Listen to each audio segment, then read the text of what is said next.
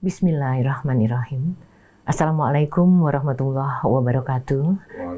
Ustadz Hussein, Ustadz Abu Bakar, dan ikhwan akhwat dimanapun radio silaturahim bisa disimak. Alhamdulillah wa syukurillah kita dapat bersama-sama kembali di acara Psikologi Keluarga bersama Ustadz Hussein dan Ustadz Abu Bakar. Sayang Mas Krisna tidak bisa hadir karena berhalangan, ada sesuatu yang tidak bisa ditinggalkan, dan mudah-mudahan segala sesuatunya dimudahkan Allah. Amin, Allahumma amin.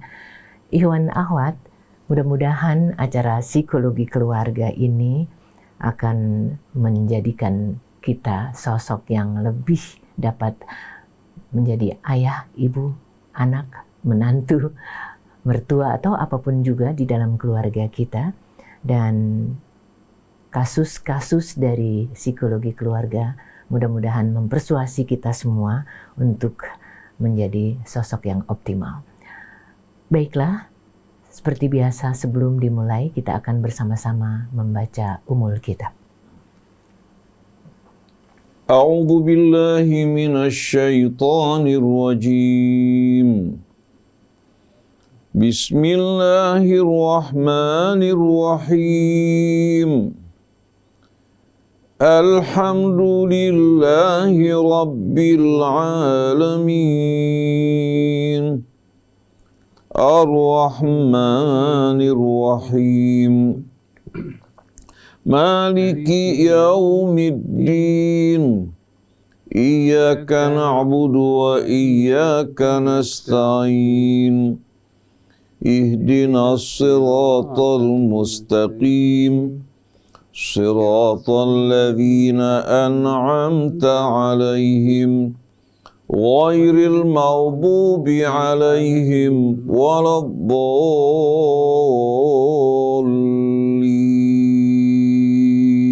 Amin, Allahumma amin. Ikhwan akhwat, Ustadz, kasus kali ini ada dua. Yang pertama dari seorang istri yang sudah menikah 5 tahun, punya 2 anak. Suaminya hidupnya bebas. Sudah berkali-kali taubat tapi masih saja melakukannya lagi. Bermain dengan wanita lain, minum minuman yang tidak baik, dan kalau pulang jamnya malam terus. Jadi saya tidak punya kedekatan sama sekali dan tidak berinteraksi dengan baik dengan suami saya. Setiap kali membahas masalah keluarga, sepertinya serius dan bersedia menghilangkan perbuatannya. Tapi beberapa hari kemudian melakukan lagi. Jadi Ustadz, saya mau pisah tapi takut dia akan marah. Bagaimana? Dan kemudian Ustadz, kasus yang kedua, mohon petunjuk dan pengarahan kalau kita menghadapi anak-anak kita yang kurang adab, bahkan di sekolah pun juga berani untuk bersikap tidak santun kepada guru-gurunya. Terima kasih Ustadz. Ya.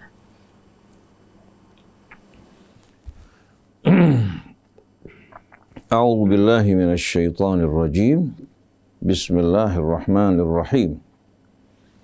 Alhamdulillahi rabbil alamin. Lakal hamdu ya Rabbana kama yanbaghi li jalali wajhikal karim wa li 'azimi sultanik.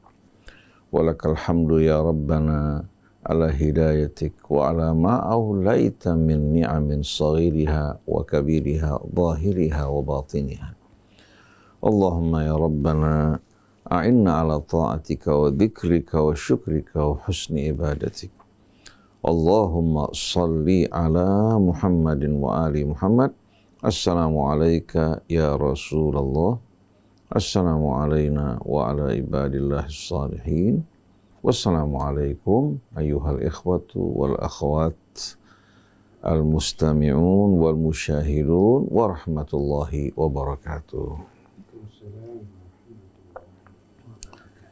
Allahumma atina min indika rahmah wa 'allimna min ladunka ilman nafi'a wa anfa'na bima 'allamtana. Amma ba'du. Ikhwan akhwat yang dirahmati Allah. Pagi hari ini alhamdulillah ditemani Ustadz Abu Bakar Baraja, Ibu Hajjah Nur, ya, yang mudah-mudahan sesuai dengan kedua nama ini Baraja membawa harapan, Nur membawa pencerahan dan penerangan. Begitu juga Atif Setiabudi yang setia menemani kita, Algi dan seluruh kerabat kerja di studio, begitu juga kepada seluruh orang-orang yang berjuang dalam media ini, yang memberikan kontribusi baik yang hidup maupun yang telah meninggal dunia. Semoga Allah ampuni dosa mereka, angkat derajat mereka, Allah muliakan mereka dan anak-anak mereka di dunia maupun di hari akhirat nanti. Baru saja kita mendengarkan dua kasus. Yang pertama, seorang wanita yang mengeluhkan suaminya yang gemar jajan di luar. Berkali-kali berjanji untuk bertaubat, tapi ternyata kumat lagi. Jadi taubatnya ternyata hanya sesaat, kemudian kembali melakukan perbuatan-perbuatan seperti ini. Kita tahu bahwasannya zina merupakan salah satu dosa besar. Seorang laki-laki yang berzina itu betul-betul kemungkinan amat besar dia akan tertular oleh penyakit kotor. Sudah dosanya dosa besar, kemudian dia juga membawa penyakit ke rumahnya. Akhirnya istrinya tertular oleh penyakit yang tidak baik. Anak-anak juga yang lahir dari pria semacam ini juga mau tidak mau, wal'iyadzubillah, bisa saja membawa hal-hal yang tidak baik. Oleh karena itu, kita bedakan antara suami yang berpoligami, menikah di jalan Allah, dengan seorang pria yang berzina. Seorang laki-laki yang berpoligami, kita tidak berani mengatakan kepadanya untuk menceraikan istrinya. Karena ini merupakan hal yang dilakukan di jalan Allah. Selagi laki-laki tersebut bertanggung jawab, bersikap adil, memperlakukan istrinya dengan mulia, ya, kita nggak berani mengatakan kalian berpisah. Karena ini merupakan hal yang dihalalkan Allah. Paling kita memberikan nasihat kepada si wanita untuk bersabar, menyadari bahwa dunia bukan tujuan hidup yang utama. Jadi istri yang baik, jadi ibu yang baik untuk persiapan menghadapi hari akhir. Tapi kalau seorang laki-laki penzina, dia melakukan dosa besar dan dia juga rawan membawa penyakit kotor ke rumahnya. Dan laki-laki semacam ini dengan sendirinya laki-laki yang betul-betul berada dalam keadaan yang amat kritis. Oleh karena itu, apabila ibu ingin berpisah dari suami, ibu harus betul-betul menanamkan di hati ibu berpisah karena melihat tindakan perbuatan suami yang tidak benar. Jadi ibu minta berpisah daripadanya, katakan padanya kalau kamu sudah benar-benar bertaubat kembali kepada Allah Subhanahu wa ta'ala, meninggalkan perbuatan keji ini, terbukti sekian lama, saya siap untuk kembali. Tapi kalau kamu dalam perbuatan semacam ini, kamu dalam murka Allah, bisa mengundang juga azab dalam rumah kamu, saya mohon maaf, tidak bisa hidup bersama kamu, karena hal ini bisa membahayakan diri saya di dunia dan membahayakan juga diri saya di hari akhirat nanti. Bagaimana saya sebagai seorang istri muslimah mengetahui suaminya berzina, saya diam berpangku tangan. Jadi ibu punya hak untuk menuntut perpisahan dari suami, minta dia bertobat dengan sungguh-sungguh. Kalau dia masih mengutamakan nafsunya, mengabaikan peran dia sebagai seorang muslim yang diharamkan untuk melakukan perbuatan semacam ini, maka ibu jangan kembali sampai dia bertobat. Mungkin sebagai orang mengatakan, nggak boleh begitu Ustaz, nggak boleh menganjurkan orang berpisah. Ketahuilah terkadang perpisahan itu betul-betul perih di luar pilihan kita. Si istri masih sayang pada suaminya, sayang juga pada anaknya. Tapi kalau bersatu dalam kemurkaan Allah Subhanahu wa ta'ala, ini merupakan keadaan yang lebih berat. Wa asa an takrahu syai'an wa huwa khairul lakum. Banyak kali kamu tidak menyukai sesuatu padahal itu lebih baik bagi kalian. Begitu juga wa asan tuhibbu syai'an wa huwa syarrul lakum. Juga banyak kalian menyukai sesuatu padahal itu akan mendatangkan akibat buruk. Kalau kita hidup berpegang kepada apa? Kepada emosi dan perasaan kita cinta dan benci, niscaya kehidupan ini akan mengalami kekacauan, akan mengalami betul-betul kerusakan. Tapi hendaknya cinta kita disesuaikan dengan keridhaan Allah, kebencian kita juga disesuaikan dengan apa-apa yang tidak diridhai Allah. Jadi solusinya kalau ibu betul-betul ingin berpisah karena perbuatan suami yang tidak benar, jadikan ini sebagai pelajaran bagi suami. Dan ibu juga berdoa agar Allah memberikan hidayah kepada suami. Karena dia bukan hanya melakukan perbuatan khianat sebagaimana yang sering diucapkan oleh wanita, tapi pertama-tama dia berbuat dosa besar kepada Allah. Dan dia juga akan membawa dampak-dampak yang buruk dalam kehidupan rumah tangga. Oleh karena itu, seandainya hal ini terjadi pada masa Nabi kita Muhammad SAW, si laki-laki akan dikenakan hukuman. Tidak akan dibiarkan. Dan kita tahu bagaimana seorang laki-laki yang telah berumah tangga di saat dia melakukan perzinahan, ya saya tidak sependapat dengan hukum rajam, tapi di samping dia dicambuk, dia juga diasingkan. Kalau dia bertaubat kembali kepada Allah Subhanahu wa Ta'ala dari perbuatan dosanya, tidak ada halangan bagi mereka untuk kembali. Jadi tidak cukup hukuman dijalankan untuk mereka bisa kembali, kecuali kalau benar-benar dia bertaubat kembali kepada Allah, maka di hari akhirat pun Allah Subhanahu wa Ta'ala akan membebaskan dari hukuman dan azabnya. Ini keindahan ajaran Islam. Kita berbuat dosa, berbuat salah, pintu taubat terbuka bagi kita sebelum datangnya detik sakaratul maut. Jadi mudah-mudahan Allah lindungi kita, anak kita, keluarga kita, suami-suami, ibu semua dari perbuatan zina yang dibenci oleh Allah Subhanahu wa Ta'ala, yang kalau orang mati belum bertobat, dia bisa mati dalam keadaan su'ul khatimah dan kekal dalam api neraka. Ini mengerikan sekali. Jadi mari kita bertaubat kembali kepada Allah, berlomba-lomba meraih ampunannya sebelum pintu tertutup, itu pada saat sakaratul maut datang. Jadi ibu, dalam hal ini ibu punya hak untuk memohon untuk dipisahkan dari suami. Biar dia bertaubat. Kalau tetap dia melakukan perbuatannya, ibu jangan kembali kepadanya. Ibu bisa menikah dengan pria yang lebih baik. Sebagaimana orang kalau teraniaya di satu tempat, dia bisa hijrah ke tempat lain karena bumi Allah Subhanahu wa Ta'ala luas. Nah, kasus yang kedua, banyak keluhan dari orang-orang tua, dari guru, dari tokoh masyarakat berkaitan dengan kenakalan, kebandelan, dan pembangkangan anak. Baik terhadap orang tua, terhadap guru, Mereka secara terang-terangan melakukan penentangan pembangkangan yang membuat orang tua kewalahan, guru-guru juga tidak berdaya. Apa sebab dibalik semua ini? Padahal pada zaman dulu, kalau guru masuk ke sekolah, kita lihat bagaimana anak-anak langsung berdiam dengan adab dan santun. Betul-betul penuh penghormatan kepada guru sebagaimana rasa hormat mereka kepada orang tua. Sekarang ternyata bukan hanya muridnya tidak hormat kepada gurunya, bahkan kita jumpai gurunya juga tidak menghormati dirinya.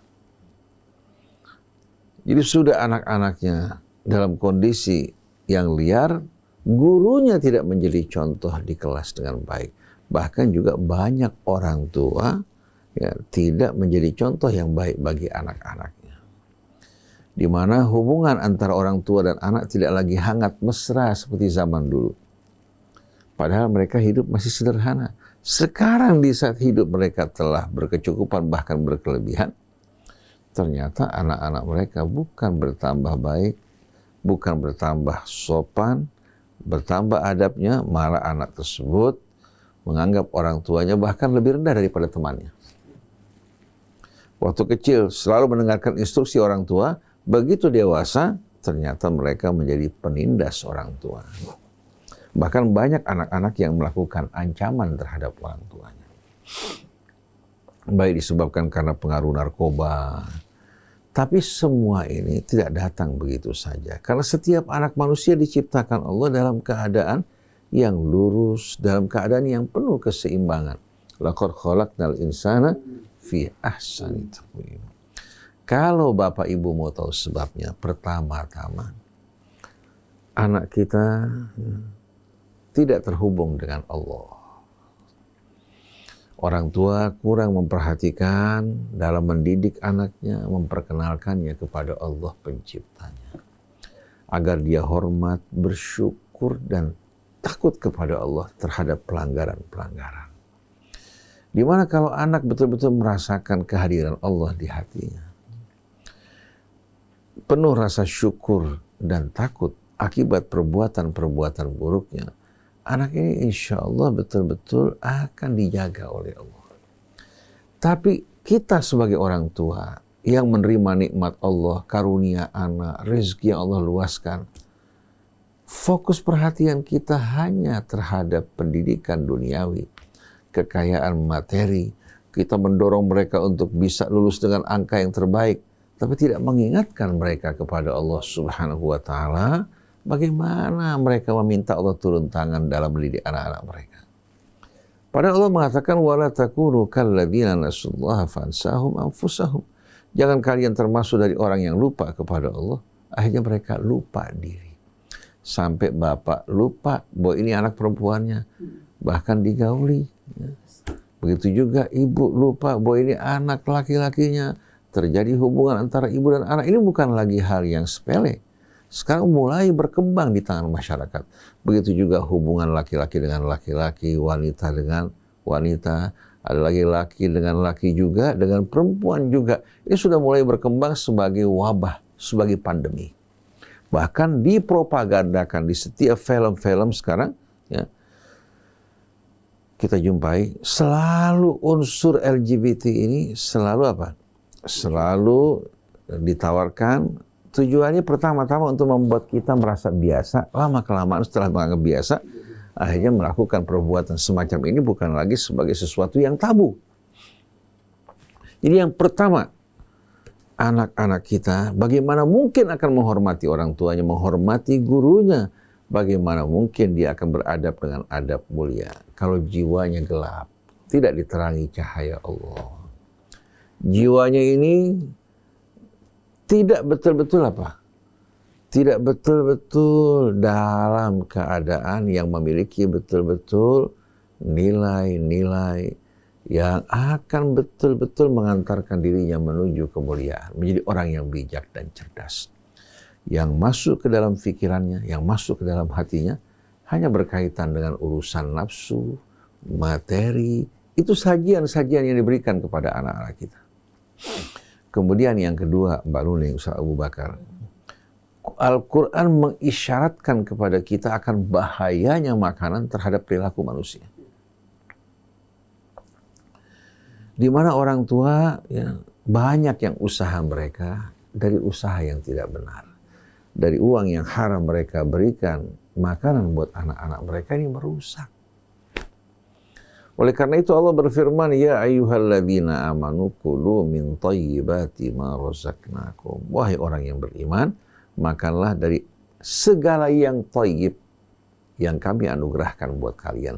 Allah tidak mengatakan yang halal, karena yang halal orang yang beriman sudah pasti akan apa? Peduli. Yang haram mereka akan jauhkan. Tapi di samping yang halal, Allah ingatkan untuk memilih yang thayyib. Yang didapatkan dari usaha yang halal.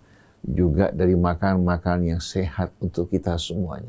Kata thayyib ini yang jauh dari hal-hal yang akan membahayakan orang yang mengkonsumsinya.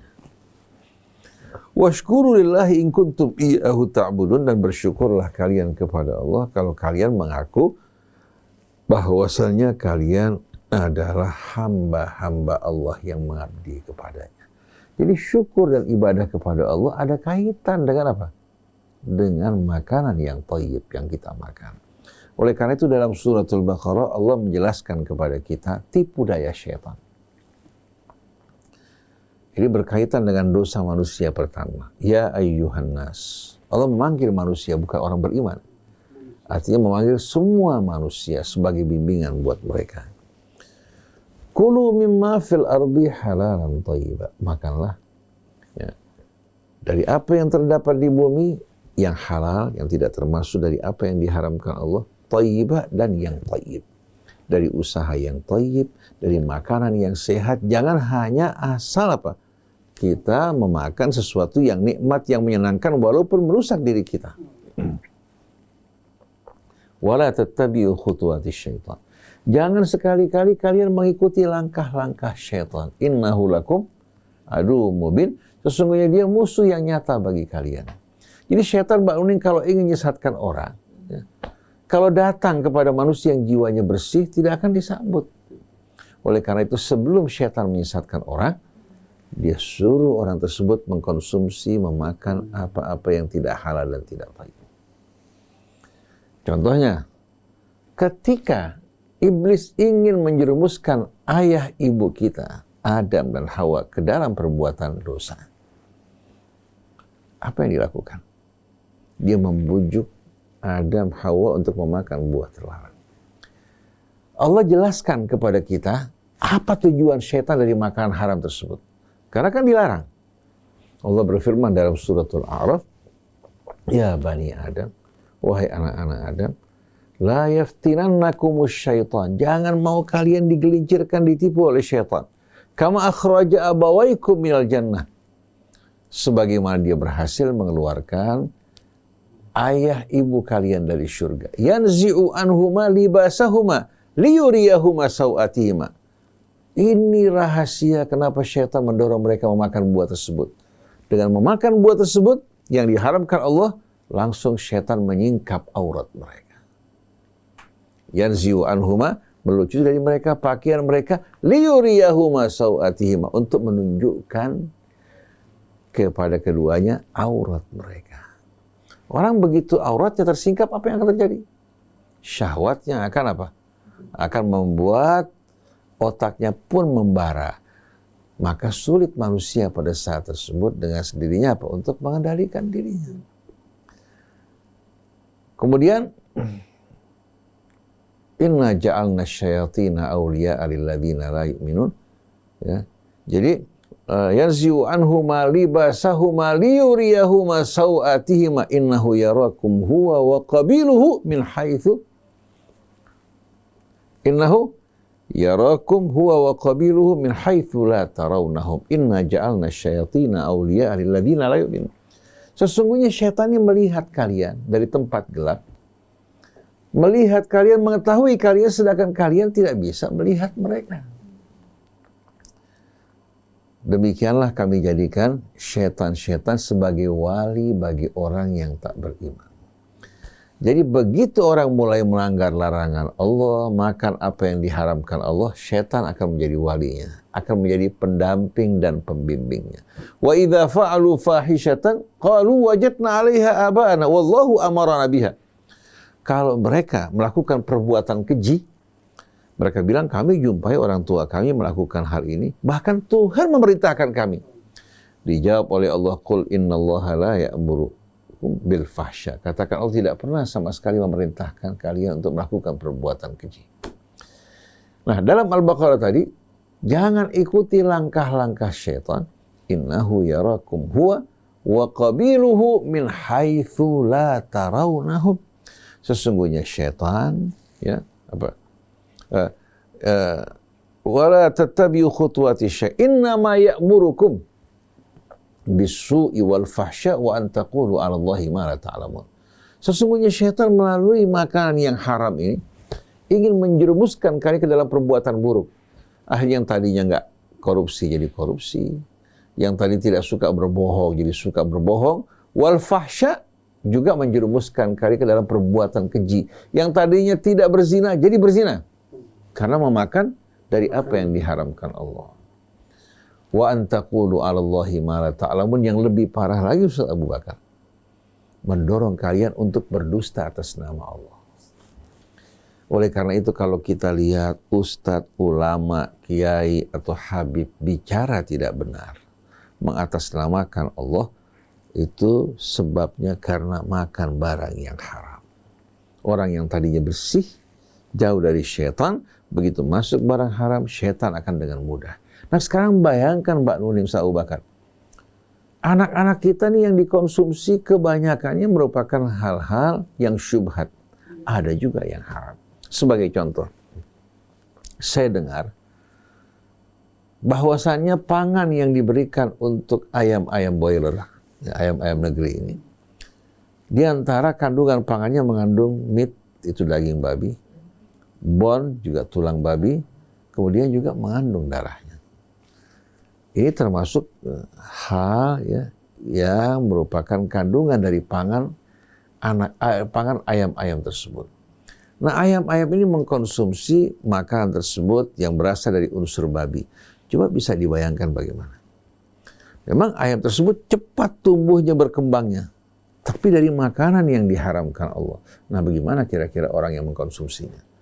Ayam tersebut halal pada zatnya, bukan barang yang haram. Tapi ketika mengkonsumsi makanan-makanan yang haram, dengan sendirinya perlu kita waspadai. Betul nggak? Nah, oleh karena itu orang-orang dulu, Mbak Nuning, kalau beli ikan, ya sebelum dimakan mereka taruh di kolam selama berapa hari, mungkin seminggu. Diberikan makanan yang bersih. Begitu juga beli ayam sebelum dipotong, diberikan makanan yang bersih, mungkin selama berapa hari atau seminggu, baru setelah itu mereka makan. Dan dalam riwayat nahana Rasulullah SAW an luhumil jallalah. Rasulullah melarang kita ya, untuk memakan makanan yang mengkonsumsi kotoran. Makanan-makanan yang mengkonsumsi kotoran ini banyak. Di antaranya kita lihat ikan-ikan seperti peternakan jambal ya, di pinggir-pinggir pantai itu di empang-empangnya tempat buang air besar orang. Semakin banyak tempat buang airnya, semakin subur ikannya. Itu dikonsumsi oleh kebanyak kita. Begitu juga mungkin juga bandeng-bandeng yang diberikan makanan-makanan yang tidak sehat ya. Jadi wajib kita umat Islam untuk betul-betul apa? Menjaga makanan yang masuk ke mulut kita dan mulut anak-anak kita agar tidak memperkuat pengaruh syaitan pada diri mereka. Hingga dengan mudah anak-anak tersebut apa? Diberikan pengarahan. Tapi kalau mengkonsumsi barang yang haram, bercampur dengan unsur yang haram, ditambah juga dia tidak didekatkan kepada Allah Subhanahu wa taala, bagaimana mungkin anak manusia ini akan memiliki kendali diri? Jadi kalau kita mau melihat ke belakang, kita temukan jangankan anak-anak kecil, orang dewasa saja kalau hatinya tidak terhubung dengan Allah akan berubah menjadi manusia-manusia yang brutal. Melakukan perbuatan-perbuatan hina, dia menganggap bahwa ini perbuatan yang mulia. Jadi anak-anak kita sebetulnya pertama-tama bukan dosa mereka, tapi dosa orang-orang tua yang tidak mendidik mereka untuk mengenal Allah. Agama hanya sekedar apa? Sekedar nama yang dicantumkan dalam kartu kependudukan kita, bukan diresapi, dihayati sebagai pedoman hidup. Begitu juga makanan-makanan yang haram membuat pintu-pintu syaitan terbuka. Akhirnya perilakunya, teman-temannya, lingkungannya berpengaruh terhadap dirinya, dan Allah Subhanahu wa taala lepas tangan daripadanya sebagaimana dia berlepas tangan dari Allah Subhanahu wa taala. Padahal Allah berfirman, "Fadhkuruni adzkurukum washkuruli wala takfurun." Ingatlah aku. Hendaklah kalian selalu mengingat aku akan mengingat kalian. Dan syukurlah kepadaku, atau bersyukurlah kepadaku, aku akan tambahkan nikmatku. Dan jangan kalian menjadi orang-orang yang ingkar. Jadi mari bersama-sama kita berjuang, kita berharap makanan kita dari hilir sampai ke hulu, dari hulu sampai ke hilir, kita harapkan semua makan-makan yang bersih. Ini potensi ekonomi juga buat umat Islam, bagaimana mereka menternak ayam itu, pangan yang diberikan kalau bisa dari produksi mereka sendiri. Yang aman, yang bersih daripada apa yang diharamkan Allah. Begitu juga sapi kita, begitu juga kambing kita, begitu juga ikan kita. Dan hendaknya di antara umat Islam ada kerjasama. Satu bahagian peternakan, ya, baik itu ayam, sapi, kambing. Satu lagi mempersiapkan pangannya, satu lagi mempersiapkan distribusinya. Ini kalau saat kita lakukan menjadi potensi ekonomi yang luar biasa. Begitu juga restoran-restoran Yang dimasuki orang-orang Islam ini restoran yang betul-betul terjamin dari mulai pemotongannya sampai masaknya, penyajiannya, semua betul-betul merupakan hal yang dihalalkan Allah. Kenapa kita hobi yang instan aja? Kenapa tidak mau berusaha dengan sungguh-sungguh? Akhirnya karena kita malas, karena kita tidak serius menjaga agama kita, akhirnya kita mengalami kekalahan dalam berbagai macam aspek. Tidak punya ketahanan pangan, ketahanan kesehatan, di mana obat-obat kita kebanyakan impor. Tidak juga punya ketahanan apa? Sosial kita. Tidak punya juga ketahanan pendidikan, karena kita menelan begitu saja apa yang masuk kepada kita. Cina, negara besar, ya, berusaha untuk memfilter informasi yang masuk ke rakyatnya. Oleh karena itu tidak terdapat yang namanya Google di tengah mereka, tidak terdapat YouTube, tidak terdapat juga WA. Mereka berusaha untuk menyediakan aplikasi yang aman untuk pendidikan bangsanya, bukan seperti kita menelan semuanya tanpa disaring, waliyadzubillah. Wallahu a'lam. Masya Allah, ikhwan akhwat, apa yang baru saja kita dengar, bertanya kembali kepada diri kita sendiri, dan yang paling utama adalah seberapa optimalkah kita meningkatkan kedekatan anak-anak kita kepada Allah. Begitu banyak pengaruh dari lingkungan, tapi dengan yang satu itu insya Allah akan lebih mudah melangkah ke depan. Apa yang akan disampaikan oleh Ustadz Abu Bakar terkait ini? Mari kita simak. Bismillahirrahmanirrahim. Assalamualaikum warahmatullahi wabarakatuh. Alhamdulillah. Segala puji dan puja yang kepada Allah, yang kita aturkan semuanya kepada Allah. Dalam aturan-aturan yang Allah tetapkan, kita ikuti. Disitulah tempat kita bernaung. Disitulah tempat kita menetap. Aturan-aturan yang Allah sudah tetapkan, yang sudah menjadi baku. Disitulah bagaimana kita mengikuti aturan-aturan itu. Kasus yang pertama, seorang yang sudah menikah 5 tahun dan kemudian punya anak, namun suaminya tidak sesuai dengan aturan Allah. Suaminya tidak sesuai dengan aturan Allah.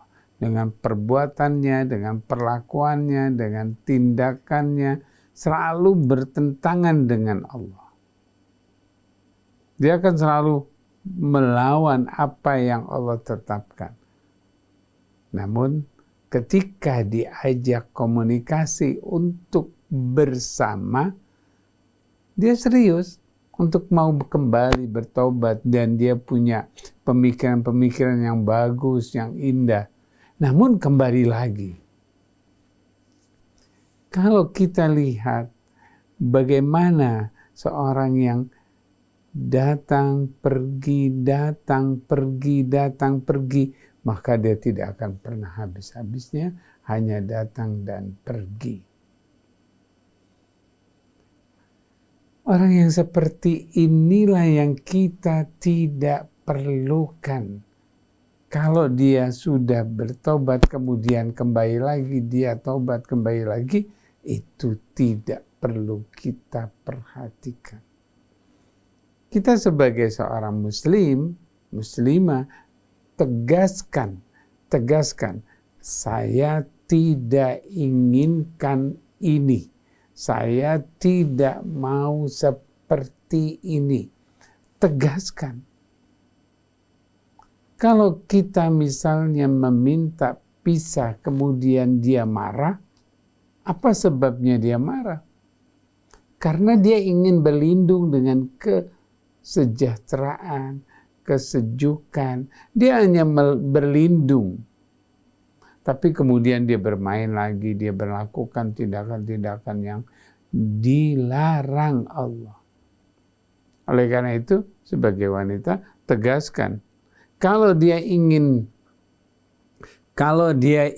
bersama dengan Allah, bersama dengan Rasul, maka ajak dia bersama. Maka kenalkan Allah. Kenalkan Allah. Jadi setiap kali pertemuan atau berinteraksi, kenalkan nama Allah. Jadi sebutkan nama Allah. Ketika kita menyebutkan nama Allah, dia ada reaksi, itu adalah di mana taubatnya insya Allah benar. Kalau dia bertobat tapi kemudian ditinggal saja, dibiarkan saja, dia akan kembali lagi. Karena dia taubat untuk tertentu. Maka kenalkan Allah. Pertama kali kita kenalkan Allah, kita ingatkan Allah. Ketika itu kalau ada reaksi, insya Allah dia baik. Tapi kalau dikenalkan Allah, dia menolak, dia mengabaikan, artinya dia sudah tidak ada lagi. Jadi kenalkan Allah, setelah dikenalkan Allah, dia bereaksi, ajak dia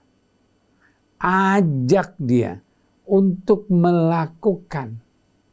Ketika dia melakukan, hanya melakukan, kemudian dia pergi lagi, dia melakukan lagi, melakukan perbuatan yang baik, dia melakukan perbuatan yang tidak baik, bercampur.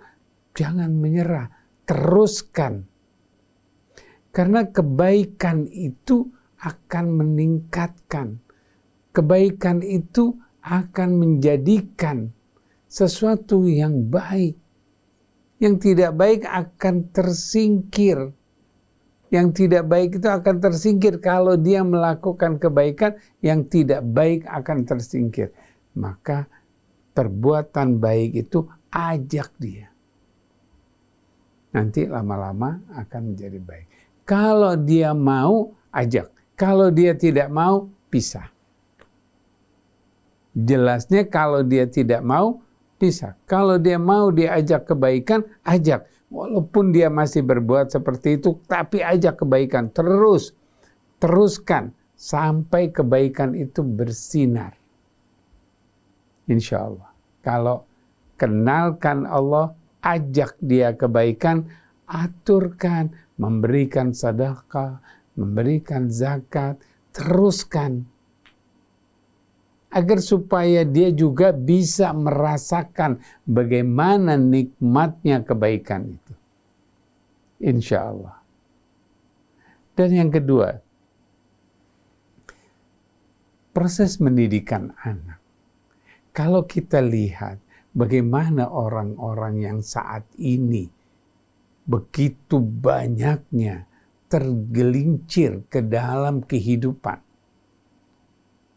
Ya. Dia masuk ke dalam sesuatu yang jauh. Summa radatnahu asfala safilin. Sudah jauh dia sekali. Karena dia tidak pernah kenal Allah.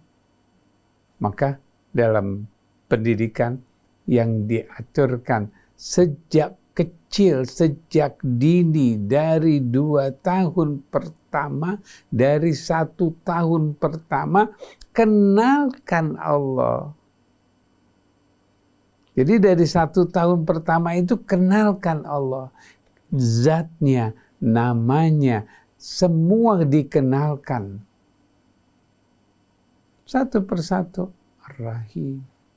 Satu persatu Al-Malik. Jadi di situ ada satu cahaya. Jadi pendidikan itu dari 0 sampai dengan 7 tahun mengenalkan, mengartikan, tidak menjelaskan. Nah sekarang anak dijelaskan sehingga dia belum menangkap.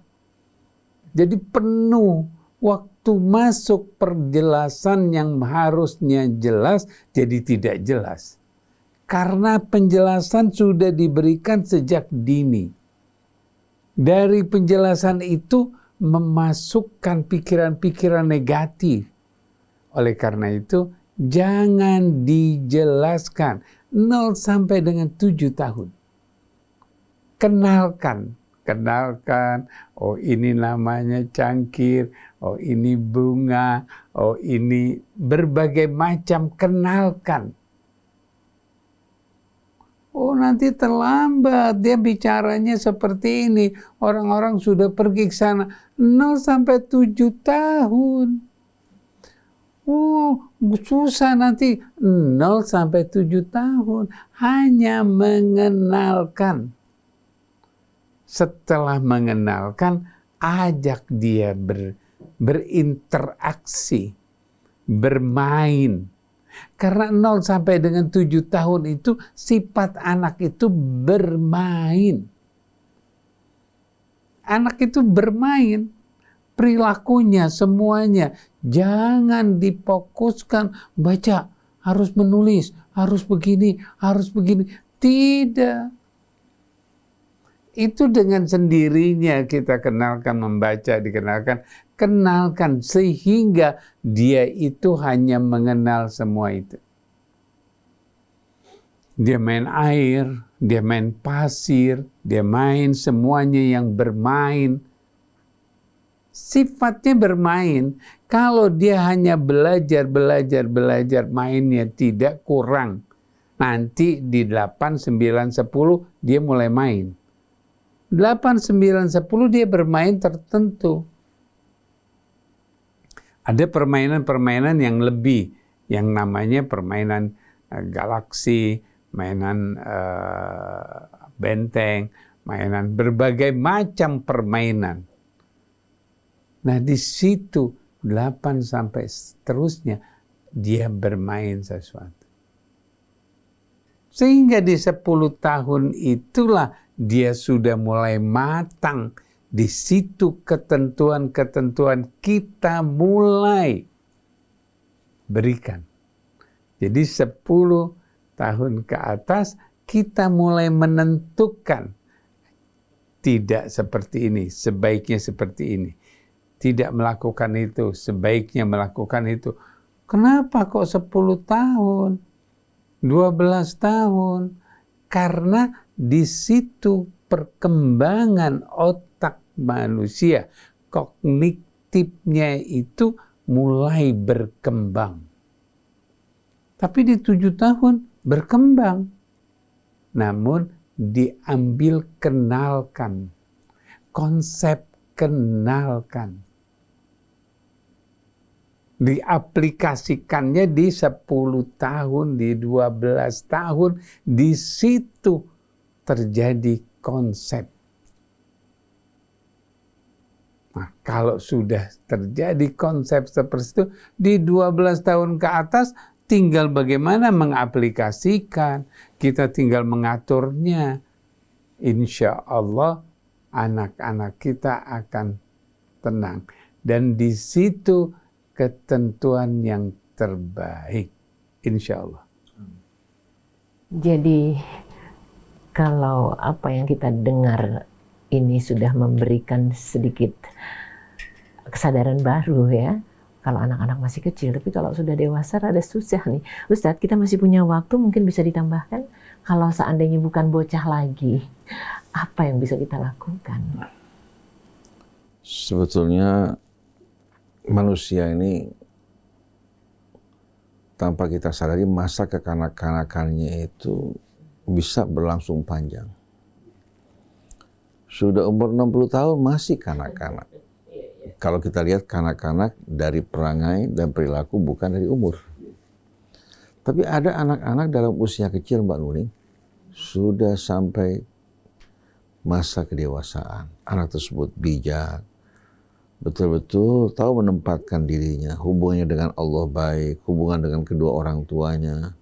Saya pada masa-masa kecil, saya termasuk anak yang nakal ya.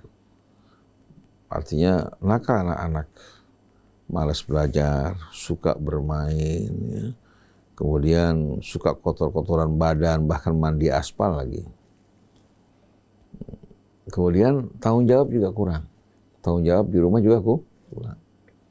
Tapi saya kenal satu orang, usianya nggak beda jauh. Jadi kalau usia saya pada saat itu, katakan usia SD, ya, dia mungkin 1 SMP. itu urusan rumah diserahkan sama orang tuanya.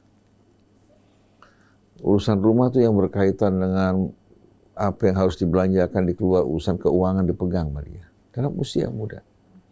Ini anak tumbuh dari mulai muda rapi, tanggung jawab, beradab, ya, dan dia tidak keluar kecuali dengan izin orang tuanya. Dan dia tidak pernah melakukan sesuatu yang membuat orang tuanya itu resah sampai tua. Sedangkan saya baru mulai dewasa justru setelah masuk dalam pesantren, itu juga tumbuh juga perlahan-lahan, kemudian kita lihat pengalaman di luar, baru menumbuhkan rasa kedewasaan. Jadi masa kanak-kanak kadang-kadang berlangsung panjang. Kita jumpai orang-orang sudah tua percis kayak anak-anak. Bahkan berebut yang tidak-tidak. Kemudian mudah melampiaskan marahnya tidak pada tempatnya. Sampai kadang-kadang anaknya sendiri heran lihat perilaku orang tuanya. Yang emosi tidak pada tempatnya. Malah si anak cepat dewasa. Karena apa? Rupanya berada pada dapur yang panas. Dia kesian lihat ibunya, ya, kesian lihat saudara-saudaranya, dia tampil menjadi orang yang bertanggung jawab. Jadi sebetulnya kita manusia ini tanpa kita sadari, sebetulnya terus ya, akan menghadapi berbagai macam cobaan dalam hidup ini. Dan kita harus tahu bahwa setan itu musuh yang nyata bagi kita. Bukan hanya menggoda anak-anak kecil, bukan hanya menggoda remaja, orang tua juga menghadapi godaan. Kalau dia tidak berpegang pada tali Allah, dengan mudah dia akan menjadi mangsa iblis. Allah mengatakan, Ya inna syaitana lakum aduun fattakhidhuhu aduwa. Syaitan ini musuh kalian, bukan teman. Maka jadikan dia sebagai musuh, bukan jadi dia sebagai teman. Inna ma yad'u hizbahu liyakunu min ashabis sa'ir. Syaitan mengajak bukan dengan niat baik, tapi mengajak orang supaya jadi bawahan dia, pasukan dia, teman dia dalam api neraka. Yes. Dia iri, dengki terhadap apa? Manusia yang mendapatkan keutamaan dari Allah, dia tidak dapatkan, akhirnya dia ingin manusia bersama-sama dia masuk dalam api neraka. Oleh karena itu berteman dengan syaitan itu kerugian. Nah, tanpa kita sadari, kita ini Mbak Nuning, kadang-kadang memilih teman hanya asal mengenakkan hati kita. Kumpul-kumpul, gurau-gurau, pergi malam hari, pulang terlambat.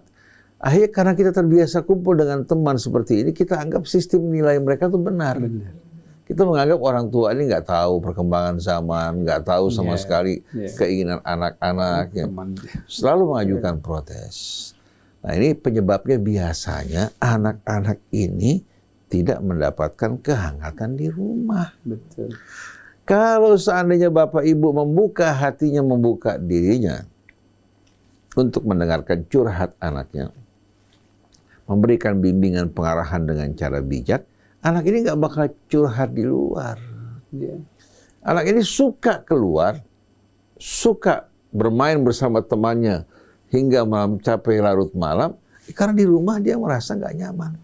Sampai kadang-kadang dia cerita sama temannya, mengisahkan bapak ibunya, bahkan keributan di antara mereka, bahkan di sekolah dia cerita sama gurunya. Bapak saya baru begini, ibu saya begini. Kenapa? Dia kehilangan sistem nilai, mana yang boleh dibicarakan, mana yang tidak. Dia tidak tahu. Karena apa? Karena orang tua tidak pernah sama sekali mengajarkan nilai-nilai yang baik. Jadi sebetulnya setelah kita menjaga hubungan dengan Allah, memberikan makanan yang halal buat anak kita, kita harus membuka diri kita, hati kita buat anak-anak kita. Kenapa kita bicara panjang bersama teman, bersama rekan, tapi kita nggak sabar bersama anak-anak kita. Kita pergi berkeliling bersama teman, kita nggak pergi bersama-sama istri kita maupun anak kita. Jadi berikan waktu untuk istri kita, anak kita bersama-sama merasakan kehangatan. Jangan sudah terlambat baru kita ribut. Anak kita nggak mau kumpul bersama kita, anak kita nggak betah duduk bersama kita. Lalu orang bertanya, waktu kanak-kanak, masa remaja, kamu suka nggak kumpul bersama mereka? Kan tidak. Bahasa kamu bahasa instruksi, bukan bahasa yang merangkul, yang membelai, yang membuat mereka tuh merasa bahagia di sisi ayah dan ibunya. Jadi mari bersama-sama untuk mendidik anak sebetulnya biaya tidak mahal. Orang miskin juga bisa. Bahkan terkadang orang miskin ya punya kesempatan waktu banyak. Petani itu punya waktu banyak bersama anaknya. Jadi jangan kita habiskan waktu kita hanya untuk dunia kita, selesai kita pergi bersama teman-teman. Nah di hari tua baru dia merasakan betul-betul kehilangan. Karena tidak pernah sama sekali dekat dengan anaknya. Di hari tua si anak juga tidak dekat dengan dirinya. Jadi seperti seorang psikolog dari Saudi Arabia, wanita tamat dari Amerika. Dia mengatakan yang didambakan anak, begitu juga istri. Bukan kehidupan yang gemerlap, bukan kendaraan mewah, bukan rumah-rumah mewah, tapi kehadiran dan kehangatan.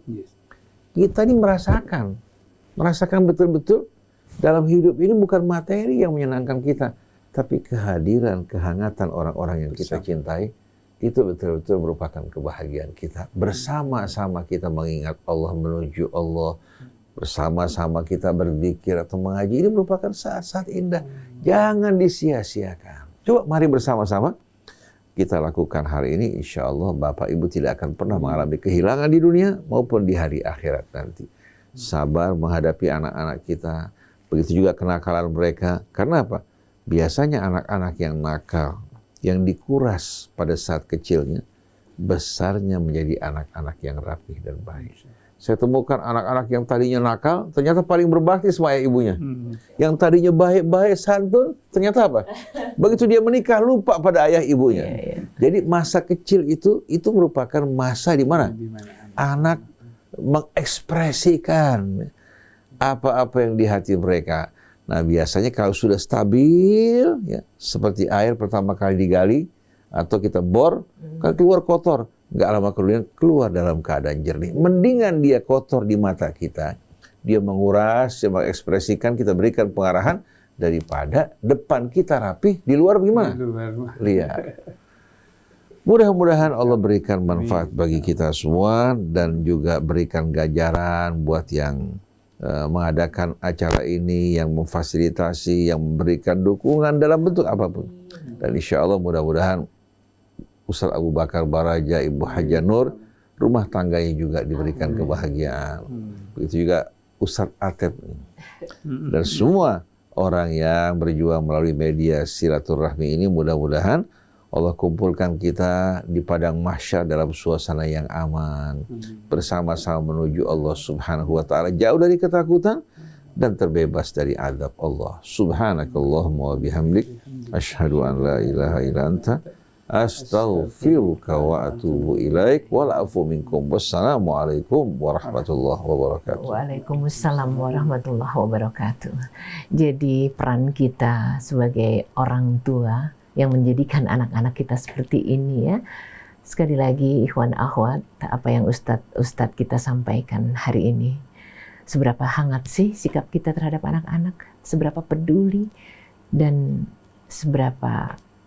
seperti apakah gerangan termasuk ketoiban makanan yang kita sediakan untuk mereka. Masya Allah, terima kasih sekali lagi Ustadz. Dan Anda kalau punya kasus silahkan kirim WA ke 08111 999 720, nanti akan dibahas pada psikologi keluarga berikutnya. Billahi taufiq wal hidayah. Wassalamualaikum warahmatullahi wabarakatuh.